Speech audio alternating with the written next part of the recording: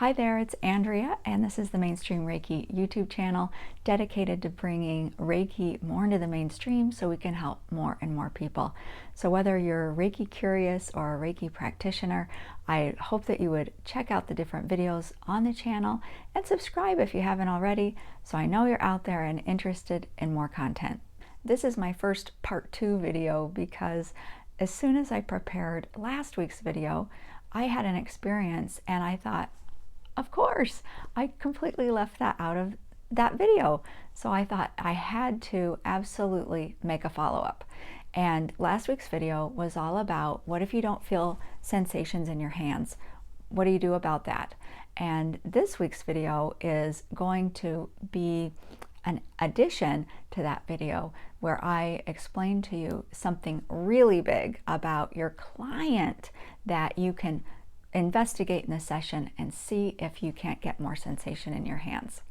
All right, so what happened was I had a regular client come in. She comes in about twice a month, and so we're pretty familiar with each other. And I started the session, as I always do, at her crown. And I had my hands like this at the top of her head. And as I began, I realized I wasn't feeling a whole lot of flow or sensation in my hands. And what I did at that point was I scanned down her body with my eyes, sort of like Biosen scanning, which I've also got a video about that. So I'll put links to these videos up top and you can go look at those if you're interested. So I used my eyes to scan her body, Biosen scanning, and I knew I needed to go down by her feet. And so I got up and I went down there thinking in my mind I was going to go to her feet, but as soon as I got down there and started to scan again, because I always like to scan repeatedly to make sure that I am getting the correct information, I scanned again, and what I found was I needed to go place my hands below her knees, right towards the inside of her shin. And we have meridians that run down that area, and I thought, well, maybe that's why. You don't have to know about meridians or anything like that. Just follow your guidance. So I placed my hands there on her very lightly. And again, I didn't feel too much. Then it started to change a little bit. I started to feel more sensation. And then all of a sudden, it was like floodgates opened. And I felt so much happening there. My hands got super hot.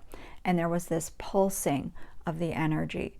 And what I felt was happening was I had opened up a channel down below, and therefore energy could enter the crown of her head and come all the way down and out of her feet.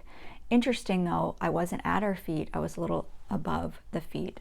Another way to look at this or imagine this is if you have a straw and you try to blow air through the straw, but your finger is almost covering the straw at the other end, you're not going to get a lot of flow there. If you remove your finger all the way, which I believe is what was happening when I was down at her, below her knees, if you remove that, I'm going to say block or obstacle, and then blow through the straw, you're going to get clear flow that you can feel and probably even hear through the straw. So there's just a big difference in flow.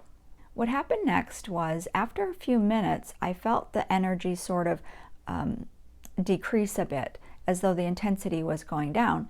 And so I went back to her crown, did the exact same hand position at the top of her head, and wouldn't you know, a lot more sensation.